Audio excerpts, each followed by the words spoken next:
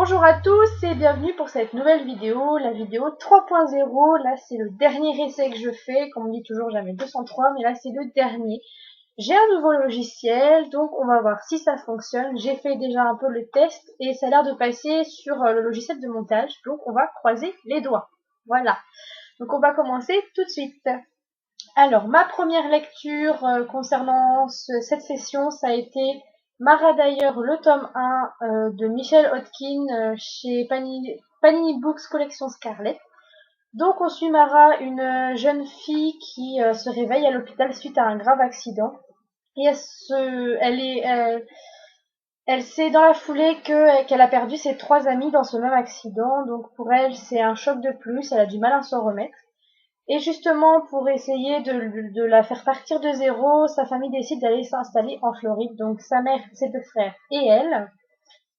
Là-bas, elle va se découvrir un don assez spécial. Quand elle se regarde dans les miroirs, comment dire, elle arrive à voir ses amis qui sont morts, sans que pour autant qu'ils lui parlent. Donc ça lui fait un petit peu peur. Elle ne sait pas trop comment réagir à ce genre d'effet spécial. On va dire ça comme ça. Et là-bas, elle fait la rencontre de Noah, un jeune garçon un jeune homme plutôt, qui est dans son lycée, qui n'a pas forcément la réputation la plus facile, mais elle va essayer de lui faire confiance et au fil du récit, un lien va se créer entre eux et on va découvrir que Noah n'est pas si innocent que ça non plus, qu'il dispose aussi d'un don assez spécial. Et à côté de ça, elle fait aussi la rencontre de Jamie qui va devenir son meilleur ami et celui qui l'a accueilli le premier dans le nouveau lycée où elle se trouve. C'est vraiment c'est vraiment un personnage que j'ai adoré parce qu'il a une joie de vivre, il est toujours en train de rigoler, toujours en train de dire des bêtises pour détendre l'atmosphère. Même s'il ne sait pas ce qu'a vécu Mara, il se doute que c'est quelque chose d'assez grave. Et pour ça, il essaye justement de lui remonter le moral avec des petites blagues, des sous-entendus. Et franchement, c'est un personnage que j'ai beaucoup apprécié, qui m'a manqué dans la seconde partie. Ensuite, il y a aussi son grand frère Daniel, qui, lui, évidemment, il sait ce qui lui est arrivé. Donc forcément, il va essayer de l'aider à remonter la pente. Et c'est vrai que c'est un pilier sur lequel elle peut se poser, une épaule sur laquelle elle peut pleurer, ou rire, ou crier, parce qu'elle lui crie souvent dessus, c'est vrai. Et après vient son petit frère Joseph qui lui évidemment il a l'innocence d'un enfant donc forcément on s'y attache très vite même si on ne le voit pas forcément longtemps mais on s'attache beaucoup à son personnage ce qui est vraiment bien parce que ça apporte une petite gaieté au roman parce que l'ambiance est très glauque. Pour lire ce roman franchement je conseille d'être dans un bon état d'esprit parce que ça me prend vraiment au trip, on en reçoit plein la figure. Mais c'est vraiment un premier tome que j'ai adoré. Je suis rentrée tout de suite dedans. L'intrigue et les sous-intrigues qu'il y a dedans sont vraiment... l'auteur, elle a une imagination débordante. Franchement, j'en reviens toujours pas, même si ça fait plus d'une semaine que je l'ai lu. Franchement, j'ai adoré ce roman et je peux que vous le conseiller, ça c'est clair et net. Même s'il est plus disponible en français, je sais, je suis désolée, mais pour ceux qui lisent en VO, c'est vrai que c'est une série que je vous conseille. J'ai pas encore lu le 2 et 3 parce que mon niveau d'anglais n'est pas encore au top, mais dès que je me serai améliorée, je pense que je continuerai cette série. Quant à la fin elle est juste horrible et elle pousse vraiment à lire la suite, donc je vous conseille, si vous avez le tome 1, d'acheter au moins le tome 2, parce que acheter le tome 3 si vous n'aimez pas le 1, hein, ce serait un peu idiot, mais au moins d'avoir le tome 2 sous la main, parce que la fin elle est juste terrible. Voilà pour ce premier roman. Ensuite, j'ai poursuivi avec le premier tome de McCorbin, Lettre écarlate de Anne Bishop aux éditions Milady. C'est un livre que malheureusement je n'ai pas terminé parce que je n'ai pas du tout réussi à rentrer dans l'histoire et encore moins à m'attacher au personnage. Même si l'intrigue de base était vraiment bien menée, que l'auteur a remodelé les légendes à sa manière, j'ai pas accroché. Enfin, c'est surtout les personnages en fait qui ne m'ont pas du tout fait m'attacher à eux en fait. Donc en gros l'histoire c'est l'histoire de Meg Corbin, une jeune femme qui est retenue prisonnière parce qu'elle est prophétesse de sang. Elle réussit à s'enfuir et trouve refuge chez les autres, avec un A majuscule, je précise. Donc elle trouve refuge chez les autres qui vont la loger, la nourrir et lui trouver un emploi, sans savoir qui elle est vraiment. jusqu'au jour où ils vont avoir quelques doutes et ils vont lui demander ce qu'elle est. Donc elle va devoir avouer ce qu'elle est, mais ça ne changera pas, elle restera quand même chez les autres, ils seront là pour la protéger, et je me suis arrêtée là. Voilà, pour faire simple. Donc je crois que j'ai lu à peu près 200 ou 300 pages, je ne sais plus trop, et au bout de 200 et 300 pages, il n'y avait toujours pas d'action, les personnages, je ne me suis pas du tout attachée à eux. J'ai trouvé que c'était très long, même si bon, il faut évidemment mettre l'univers en place, mais ça n'empêche pas quelques petits rebondissements. Mais franchement, j'ai pas du tout accroché au personnage et ça c'est un point important pour moi pour vraiment adorer un roman que je lis. Et là, je j'ai pas du tout accroché. Donc je n'en dirai pas plus, mais après c'est parce que je n'ai pas aimé que vous ne pouvez pas tenter évidemment. Ensuite, j'ai poursuivi avec la suite d'une série, donc la cinquième vague, le tome de La mer infinie de Rick Yancey, aux éditions Robert Laffont Collection R, avec une couverture encore magnifique, avec les reflets de lumière et tout. Enfin, voilà, elle est magnifique, encore plus que le 1. Donc, j'avoue que quand j'ai commencé ce livre, je me rappelle plus trop de ce qui se passait, qui s'était passé dans le tome 1 que j'avais lu il y a au moins 2 ans. Donc, du coup, j'étais me spoiler sur le blog de Sumaris Books, pardon, qui fait des résumés spoilants, c'est le cas de dire. Et ça m'a permis justement, de retrouver un peu la mémoire, parce que j'ai une mémoire poisson rouge, au cas où vous ne le sachiez pas. Donc du coup, ça m'a permis de replonger à fond dedans parce que je crois que j'avais lu une cinquantaine de pages avant de me dire mais il s'est passé quoi déjà dans le 1. Je me rappelais juste de la fin et c'est vrai que bon, il vaut mieux se rappeler de tout le livre si c'est possible. Donc ici, nous retrouvons Cassie et ses collègues. Ils ont réussi à survivre à la quatrième vague. Ils se retrouvent du coup dans un hôtel abandonné.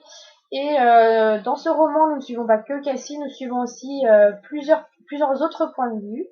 Ce qui est très intéressant parce que du coup, ça permet aussi de s'attacher aux personnages, d'apprendre à les connaître et de voir où ils en sont parce qu'au bout d'un moment, ils vont être séparés. Donc du coup, ça nous permet aussi de voir exactement dans quelle situation ils se trouvent, comment ils vont s'en sortir, ce qui va se passer par la suite, etc., etc.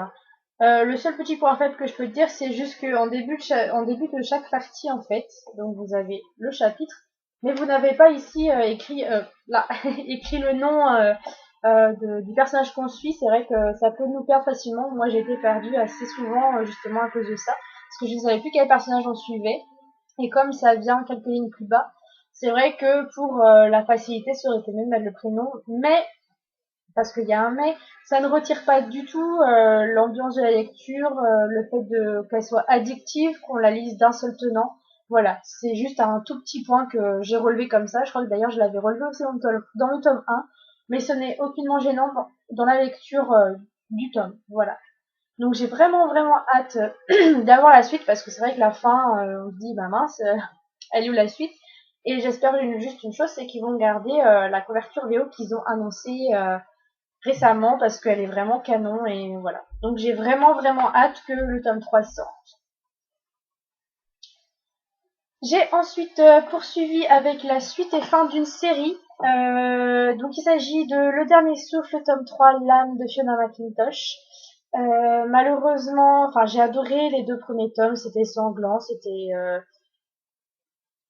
il y avait plein d'actions, il y avait des retournements de situation, il y avait du sadisme de la part de l'auteur, elle gardait pas ses personnages en pleine forme tout le temps. Et là, dans le 3, j'étais un peu déçue du final, justement, parce que j'ai trouvé qu'il y avait des passages qui étaient assez longs. Je n'ai pas réussi à retrouver comment dire, la personnalité des personnages. C'est très recherché, mais c'est pas grave. Il est tard, c'est le soir, c'est la troisième fois que je tourne. Bref, je n'ai pas réussi à retrouver la personnalité de ceux qu'on connaît des deux premiers tomes. Et même Flinch, que j'avais adoré parce que c'était un enfant, il avait l'innocence d'un enfant. Ici, il grandit beaucoup trop vite mentalement. Mais en même temps, il n'a pas le choix parce qu'il a une mission assez difficile à faire. Mais justement, il me manquait ce petit truc d'innocence qu'il n'a plus parce qu'il a dû grandir sans le vouloir.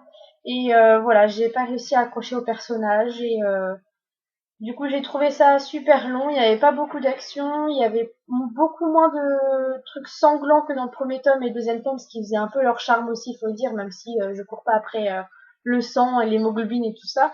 Mais c'est vrai que par rapport aux 2 premiers tomes, ça a été une petite déception.